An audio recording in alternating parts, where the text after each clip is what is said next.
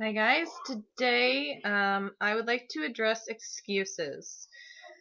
I am actually going to be reading a lot, so I'm going to be looking down, which is going to kind of suck, but it's so much easier for you to at least listen to me saying this than for me to type it out. It's like 3 pages. What I have done is I've gone through excuses that I have heard from other people in messages and in groups, and I'm going to address them because I believe that a lot of you probably have these excuses too. Um, when it comes to making a long-term lifetime change, we all have excuses, and believe me, I was like the queen of excuses back in the day, so I've managed to figure all of the excuses out for myself. So bear with me as I'm reading, but at least you're listening to it instead of having to read it yourself, okay? So, like I said, when it comes to excuses, I've heard all of them, and most of them came from myself. One of the first things is motivation. I don't have any motivation. Well, guys, guess what? That just changed. You're in a group where you're going to be spoon-fed motivation on a daily basis. You are going to lack motivation in no way, shape, or form, and I promise you that. No support. Again, you will be taken care of on that fact. Money. Okay, I have to read this because there's a lot of points, but money is one of the biggest excuses I hear. I want to tell you something, okay? If your car broke down on a Monday morning, not only would you find the money to get to work that day and home, you would also find the money to repair your vehicle, right? You would. I know you would. You would find the money to fix your car. If you had to get to work an appointment, write an exam, not only would you find the money to get there, but you would also find the means to eventually fix your car. So why, when it comes to the only vehicle you have for the rest of your life to take you through this journey, would you not want to invest? This vehicle, your body, is the only vehicle you get for the entire life you live. Why not invest? Okay? Your health is the one and only thing you can spend money on that will matter until you take your last breath. That's the truth. No car, no home, no nothing is more important than the body you live in. And you need to treat it like an expensive luxury vehicle. Okay? You have to look at it that way.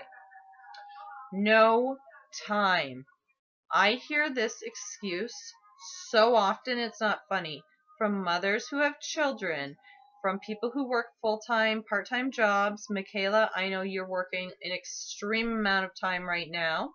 I know Sherry, you're a student and a mom. I know I could go through the whole list of people in this group, and you guys all have very valid excuses to be able to say, I don't have time. The thing is, I also do not have a lot of time. The thing is, nobody has enough time. None of us have enough time. Time is constantly running out.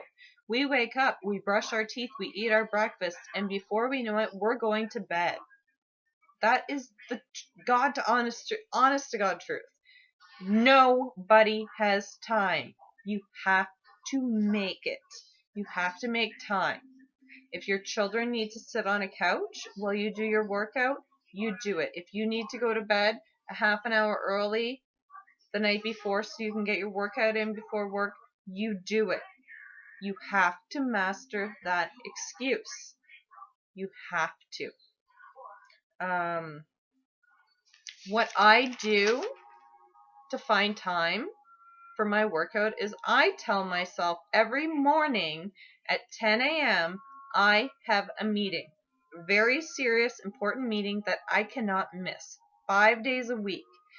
Now, if you had a meeting that depended on you getting a promotion or you getting a job. Would you miss that meeting? Not if you cared, you wouldn't. So why would you miss the meeting you made to work out? Don't.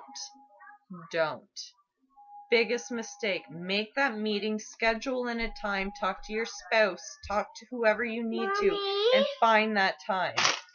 Over there, please. No energy.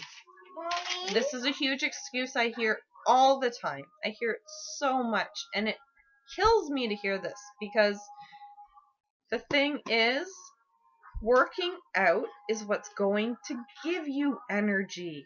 Nobody understands that. Before I worked out, I was like a zombie. I was just like cruising through life without a clue. I was so tired all the time. Within 1 week of consistently working out, my energy came through. It came through. The human body produces energy as a response to you spending it. When I started working out, I was running circles through my house. I had so much more energy. Not to mention the fact I slept better at night. Every single night that I worked out, every day I worked out, I slept better that night. The next day I had better energy. I also want to talk about Shakeology. If you're doing the Shakeology, within 3 to 4 days, your energy is going to go through the roof. I'm not going to get into Shakeology in this video. That's for another video. That Shakeology needs a video of its own, because it's a big deal. Eating whole foods, cleansing your body of impurities, will get your body functioning the way it should. Just like an oil change in a car, in a vehicle. Cleansing your body of all the processed, artificial crap that we feed ourselves is going to give you more energy. Feeding yourself whole foods that has true nutrients in it is going to give you energy. So if you follow this nutritional plan on the 21-day fix, and you're eating whole foods, and you're keeping your metabolism up and following the timeline, you will have more energy. Give it 1 week. Push through 1 week.